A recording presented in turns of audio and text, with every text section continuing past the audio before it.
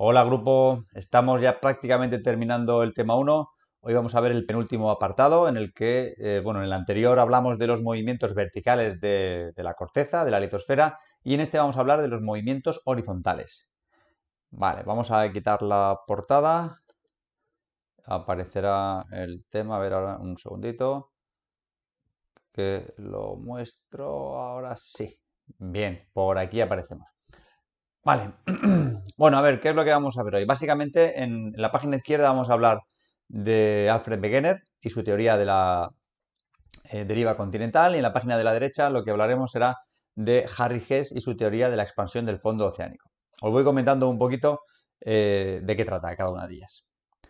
Bien, en primer lugar, Alfred Wegener. Estamos hablando de una teoría que en este caso comenzó a ir en contra un poco de las teorías que había hasta ese momento. Hasta ese momento, básicamente, todas las ideas acerca de la geología eran ideas de tipo fijista, lo que quería decir que la Tierra se formó en un momento determinado, tenía un relieve determinado y así ha sido toda la vida. ¿Vale? Es decir, se oponían a la existencia de que hubieran existido cambios. Wegener en el año 1912 publicó su teoría sobre lo que él denominaba la deriva continental. Os explico un poquito. A ver, un segundo. Aquí. Vale. Aunque antes de Wegener ya pudo haber alguna teoría previa que sí que hablaba pues, de la posibilidad de movimientos y tal, fue Wegener el que hizo una teoría más o menos unificadora y cogiendo pruebas de mucho tipo, pruebas, yo que sé, de fósiles, pruebas petrológicas, es decir, de tipos de rocas, pruebas de climas, pero de climas pasados, es decir, paleoclimáticas, pruebas de la propia forma de la Tierra y de la forma de los continentes, lo que se conoce como geodesia, y también pues, pruebas geográficas. Bueno, pues con todo esto él expuso un poco su teoría de la deriva continental. ¿Qué pasó con esta teoría? Bueno, pues como ya os habréis podido dar cuenta, muchas de las personas que hoy nombramos y que enunciaron teorías que o bien son las que hoy seguimos o continuamos siguiendo, o bien han sentado las bases para teorías modernas que tenemos ahora, pues con Wegener pasó igual. Él en 1912 expuso su teoría, la explicó, aportó pruebas, hizo todo lo que pudo hacer, pero unos 8 o 10 años más tarde, sobre los años 20, su teoría cayó en desuso, cayó en el descrédito y básicamente pues pasaron de su teoría. Unos años más tarde fue recuperada y se vio que, bueno, pues que a lo mejor no era perfecta, pero sí que tenía cosas que tenían bastante sentido. Entonces, en este sentido, Wegener lo que afirmaba era que los continentes se desplazaban, se movían horizontalmente, y que hacía aproximadamente unos 300 millones de años los continentes habían estado todos unidos en una gran masa continental que denominó Pangea. Pangea es una palabra griega que significa gea, tierra, y pan, todo. Con lo cual, Pangea significaba que toda la Tierra había estado unida. Según Wegener, si hace 300 millones de años la Tierra había estado unida, lo que pasó es que en un momento determinado esa gran masa, ese gran continente Pangea, comenzó a fracturarse y entonces los trozos se fueron alejando unos de otros.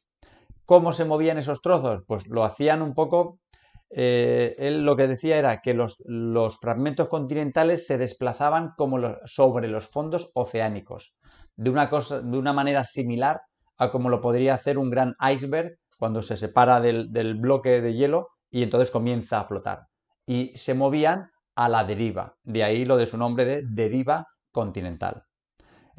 Como buena teoría, Wegener aportó un montón de pruebas que indicaban que los continentes en el pasado habían estado unidos, pruebas que vamos a ver ahora, pero tuvo un problema, y es que lo que no supo explicar muy bien, y en parte por eso después la teoría cayó en el descrédito, lo que no pudo explicar muy bien era cuál era la fuerza que impulsaba a que los continentes se movieran.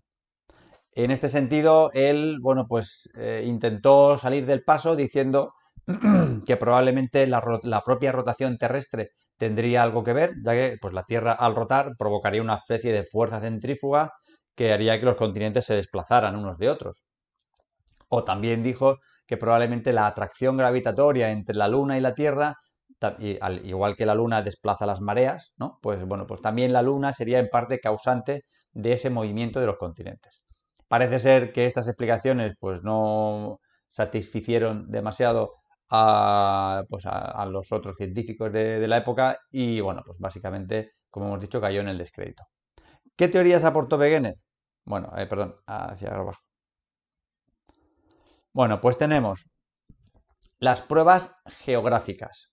Esta es quizá la más típica de todas.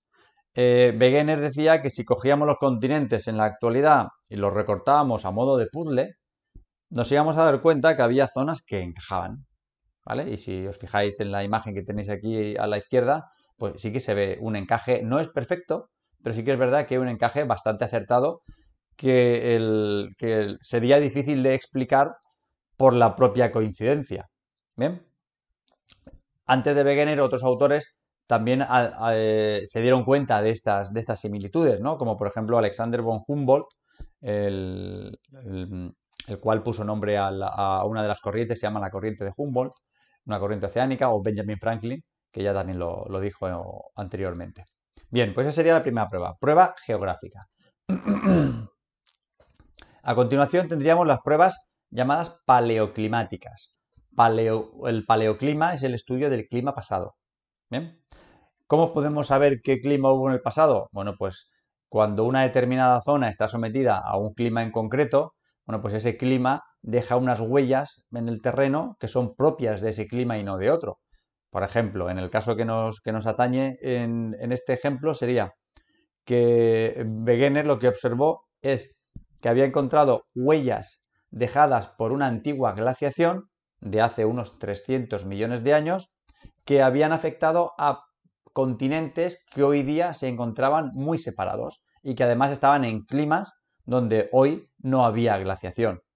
Cuando el hielo actúa sobre un territorio deja un tipo de erosión, un tipo de marcas que se pueden ver cuál es la dirección en la que ha fluido el hielo. Y entonces él lo que hizo fue un poco, al unir esos continentes, vio que en determinadas zonas coincidía que había habido glaciación en continentes que hoy no sufren ese tipo de glaciación.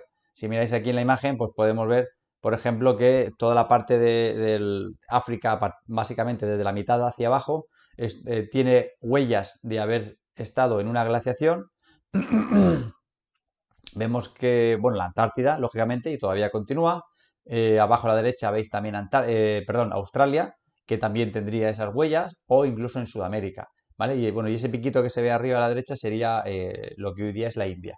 Bueno, pues lo que observó Wegener es que si juntábamos en el Pangea que él hablaba, pues además coincidía que toda esa zona había tenido en un mismo momento de la historia una glaciación que había dejado huellas y que esas huellas se continuaban de un continente a otro. Bien, ¿cómo explicar esto? Pues que los continentes estuvieron unidos en el pasado. Y por último, la tercera de las pruebas paleontológicas. Realmente hay una cuarta prueba, que ahora os comento, pero bueno, la tercera prueba paleontológica. Perdonad. Wegener encontró restos fósiles de organismos, es decir, del mismo ser vivo en continentes que están muy alejados en la actualidad. Aquí básicamente nos hablan de estos dos ejemplos, del Glossopteryx y el Mesosaurus. El Glossopteryx es un tipo de planta, creo, si no recuerdo mal, creo que es un helecho. Y el Mesosaurus, pues eso, como indica su nombre, es un tipo de dinosaurio.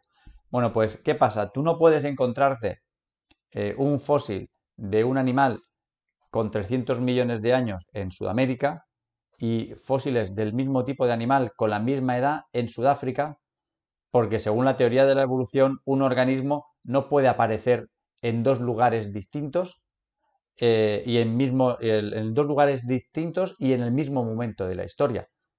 ¿Vale? Es decir, y claro, ¿cómo podemos encontrar un animal que es terrestre en dos sitios tan alejados como puede ser Sudáfrica y Sudamérica? Pues la única explicación posible es que Sudáfrica y Sudamérica en un momento dado estuvieron unidas. Entonces, si cuando estuvieron unidas existía ese organismo, pues claro, él podía pasar de un lado para otro. Después, cuando se separaran, pues quedaría una población a un lado y otra población a otro lado. Y con el hecho exactamente igual. ¿Bien? Bueno, pues esas serían las pruebas paleontológicas del estudio de fósiles. Después nos quedaría una cuarta prueba, que son las pruebas de tipo geológico. Y es que se ha visto que hay una serie de cordilleras e incluso algunos tipos de yacimientos minerales que son muy abundantes en ciertas zonas que casualmente, si unimos la Pangea de Wegener, vemos que están muy cerca. Por ejemplo, sabemos que tanto en Sudáfrica como en Sudamérica hay yacimientos muy ricos de diamantes y a lo mejor no hay en otras zonas de la Tierra.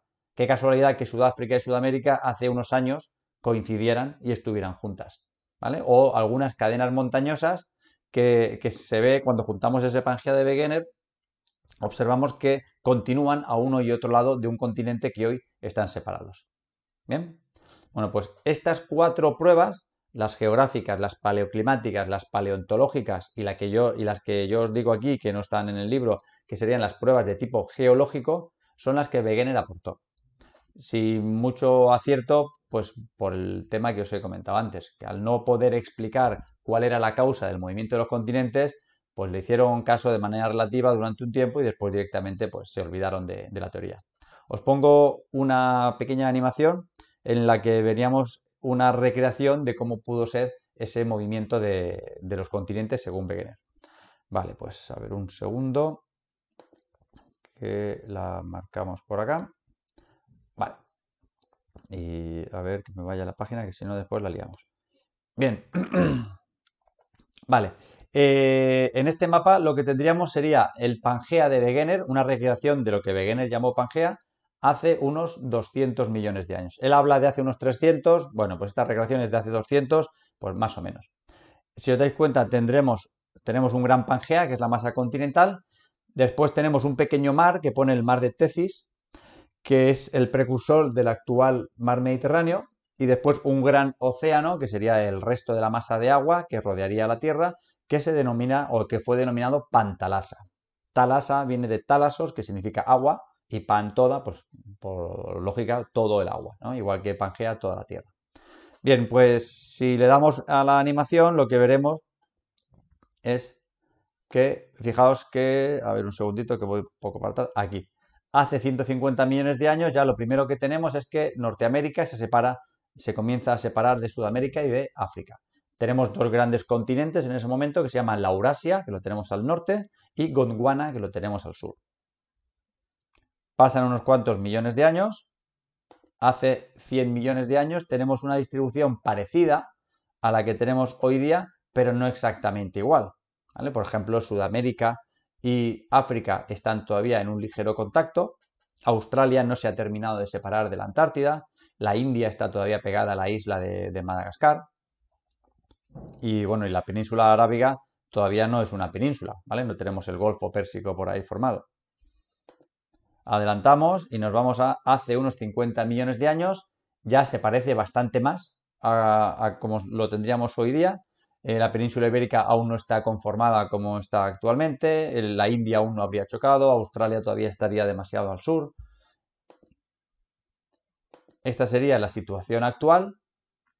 Y ahora lo que hace es un poco una predicción de cómo podría moverse. Predicción con la que no estoy yo demasiado de acuerdo, porque por ejemplo a España la sitúa como que se va a separar de, fijaos, antes de adelantarme, ¿vale? Sitúa como que España se desplaza hacia el norte y África se aleja de España cuando sabemos que África y la placa ibérica están en un roce y probablemente no se vayan a separar tanto como indica eso. Pero bueno, en definitiva, que si anteriormente se ha movido, en el futuro se van a seguir moviendo. ¿Qué es lo que sucede? Que el movimiento en este caso es tan lento que nosotros no lo apreciamos, porque estamos hablando de que el movimiento es pues del orden de algunos centímetros al año. Bien, vale, pues a ver, quitamos este de aquí, nos vamos a la página siguiente y lo que vamos a ver ahora sería el otro gran bloque de contenido que sería el de la teoría de la expansión del fondo oceánico de Harry Hess. Vale, pues os comento. Bueno, nos tenemos que poner en contexto. El fondo oceánico hasta hace unos años ha sido un gran desconocido. Hoy día lo sigue siendo. Es muy difícil explorar el fondo oceánico. Siempre se ha dicho, y supongo que será verdad, igual es una de esos bulos que se dicen y ya todo el mundo repite. Pero bueno, yo siempre he escuchado que el ser humano conoce más de la superficie de la Luna que del fondo oceánico. ¿Bien? Y es que es más fácil estudiar la Luna que estudiar el fondo del océano, porque mandar a esas profundidades cualquier aparato para estudiar es muy complicado. Y encima cuando tú vas al fondo del océano y te tiras no sé cuántas horas investigando, el área que estás investigando es muy pequeño. Es, yo qué sé, un campo de fútbol, dos campos de fútbol de tamaño, mandando un robot con una cámara que va iluminando. Al final, eso es muy poco. Entonces, escudriñar todo el fondo oceánico, eso es una locura. Y eso lo podemos hacer hoy con tecnología.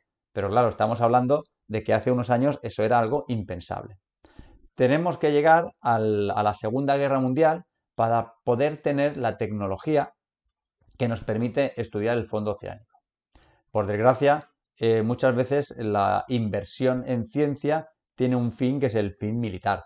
Y este es uno de los ejemplos. Un ejemplo más moderno es, por ejemplo, la aparición de Internet. Internet comenzó en el ejército de los Estados Unidos como un medio de comunicación y de compartir información y tal, que con el tiempo se ha ido desarrollando y ahora ya lo disfrutamos todos. O los GPS que hoy tenemos todos en el móvil, su función era la de permitir que cuando tú quieres lanzar un misil del punto A al punto B, pues que acierte en el B y no se equivoque.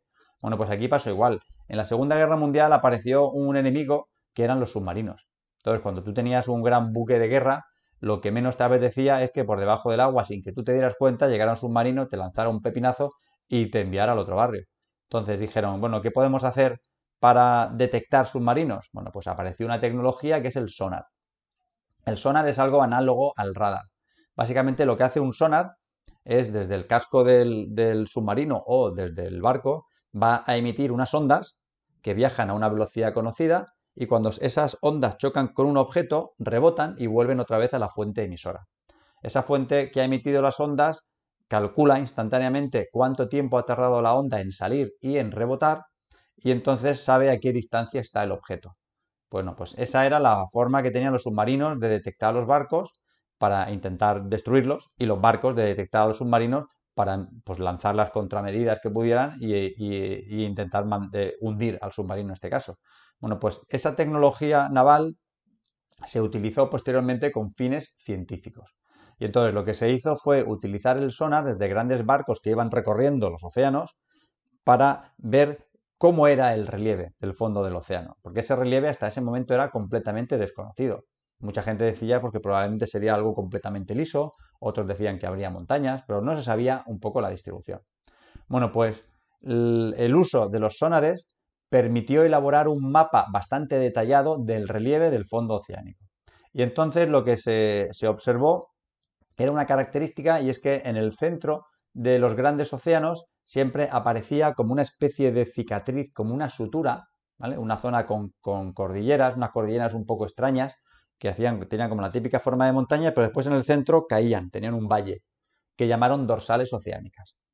Y eso, bueno, pues llamó la atención y dijeron, esto aquí por casualidad no queremos que vaya a estar. De manera paralela, en esa misma época, también ¿cómo lo diría? Se pusieron a punto una serie de métodos que permitían estudiar el magnetismo remanente en las rocas. Es decir, ser capaz de coger una roca y ver cuando esa roca se formó hacia dónde apuntaba el campo magnético. Sabéis que si tú ahora coges una brújula, la aguja siempre va a marcar al norte y por mucho que tú muevas la brújula, la aguja siempre marca esa dirección.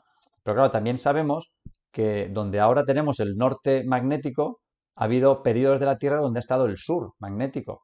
Y lo que ha pasado es que el campo magnético se ha invertido en algunos casos. Bueno, pues eso queda grabado en las rocas. Y en aquella época fue cuando se implementaron esos sistemas que permitían medir la radiación, no, perdón, el magnetismo presente en las rocas. Bueno, pues con ese relieve recién conocido del fondo oceánico y con ese estudio del magnetismo de las rocas, Harry Hess lo que hizo fue exponer su teoría de la expansión del fondo oceánico en los años 60.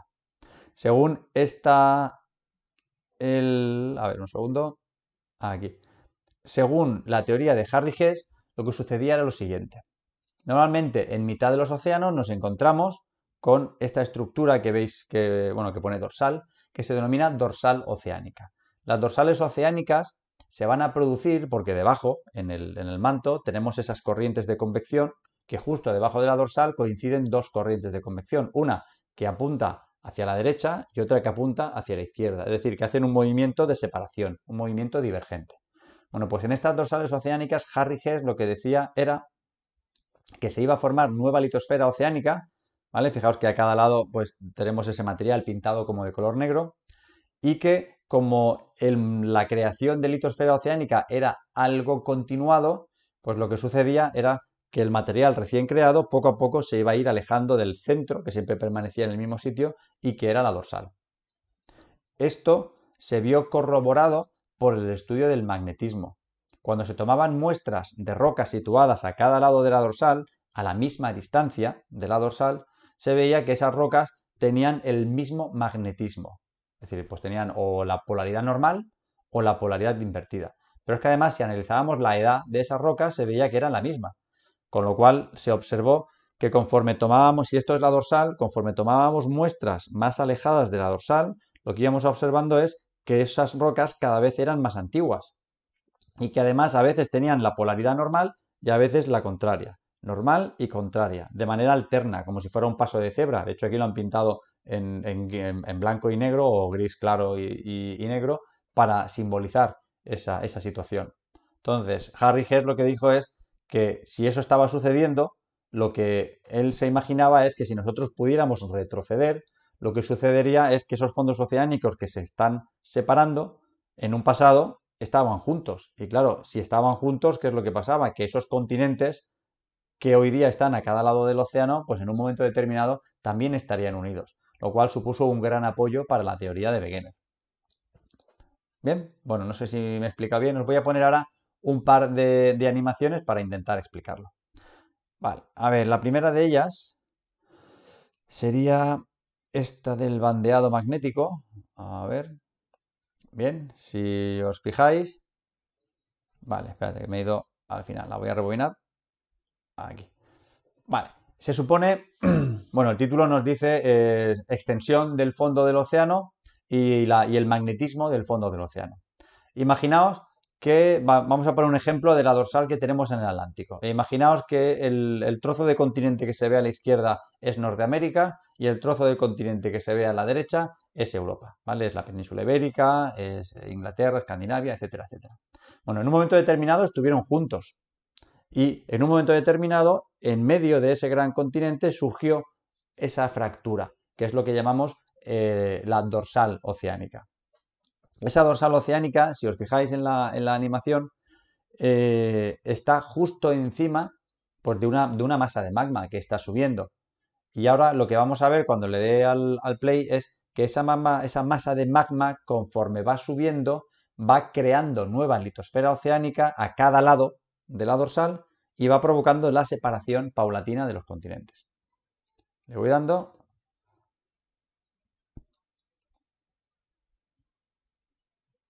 Si os fijáis, vemos cómo se va creando. Aquí tendríamos la nueva litosfera. Y paro aquí un segundo, porque fijaos que el material no señalo con el ratón porque voy a intentar no hacerlo porque a veces señalo y después a vosotros os aparece el ratón por otro lado y os despisto. Bueno, fijaos que a cada lado de la dorsal, donde pone Mid Ocean Ridge, ¿vale? La dorsal centrooceánica, tenemos ahora un material como de un color así rojizo y a la derecha e izquierda de ese material tenemos uno de color gris. Bueno, pues el material gris antes estaba unido, es decir, antes estaba cerca, estaba pegado a la dorsal. ¿Qué es lo que ha pasado ahora? Que ha aparecido el nuevo material. Al aparecer el nuevo material provoca la separación del anterior. Pero si os fijáis en las flechitas rojas y blancas, lo que nos está indicando es que los materiales tienen polarizaciones distintas, porque sabemos que el campo magnético se invierte cada X tiempo. Bien, entonces si seguimos dándole, vemos que ahora aparecerá un nuevo material, provoca la separación del material pintado de color rojo, ¿vale? Y así sucesivamente.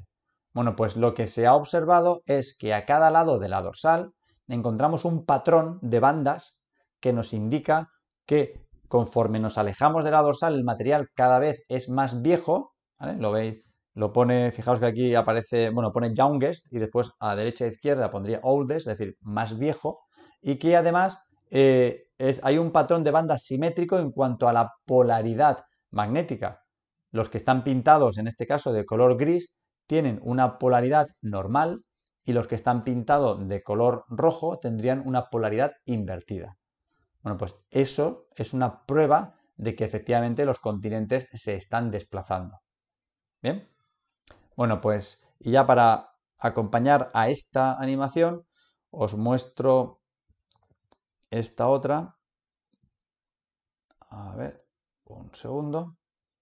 Bien, que aquí básicamente lo que vemos, aquí estaríamos viendo, no sé si lo observáis bien, tendríamos el contorno de Sudamérica abajo a la izquierda y el contorno de África en el centro y a la derecha. ¿Vale? Aquí arriba tenemos la escala temporal que nos dice que son 180 millones de años y ahora si le vamos dando, si le doy al play, lo que vamos a observar es cómo se separan y nos muestra la edad del fondo oceánico con esta leyenda que veis a la derecha que nos habla de antigüedad en millones de años. Bueno, pues le doy al play y fijaros que, a ver, paro aquí. Bueno, pues fijaos que teniendo la dorsal en el centro, que es esa gran grieta que se observa, fijaos como a izquierda y a derecha el patrón de colores es el mismo. Y si miráis la leyenda de la derecha, veréis que cuanto más cerca de la dorsal, los materiales son más modernos y cuanto más lejos son más antiguos. Conforme crece la dorsal, ¿qué es lo que pasa? Pues que el continente que había a cada lado de la dorsal se va a separar. ¿Vale? Bueno, pues con esto básicamente quedaría explicado tanto la teoría de Wegener como la teoría de la expansión del fondo oceánico. Hay que tener en cuenta que la teoría de Wegener tenía algunos aciertos, pero tenía fallos. Pero digamos que ha sido el antecedente. Igual que dijimos en su momento con Mendel, que sí que es verdad que tuvo fallos, pero también tuvo aciertos. Entonces, la teoría de Wegener, aún no siendo la correcta, sí que es verdad que sentó las bases para la siguiente teoría, que es la que veremos en el siguiente apartado, que es la teoría de la tectónica de placas. Bien. Bueno, pues hasta aquí este vídeo y ya haré uno con el de la tectónica de placas y con esto acabaríamos el tema 1. Recordad que tema 1 y tema 2 van a ir enlazados y lo que vamos a hacer en el tema 2 es ver cómo la tectónica de placas, es decir, la teoría de verdad, la que hoy por hoy está vigente, nos explica todos los procesos geológicos que suceden en la Tierra, nos da una explicación para todo ello. Bueno, pues nos vemos en el próximo vídeo. Hasta luego.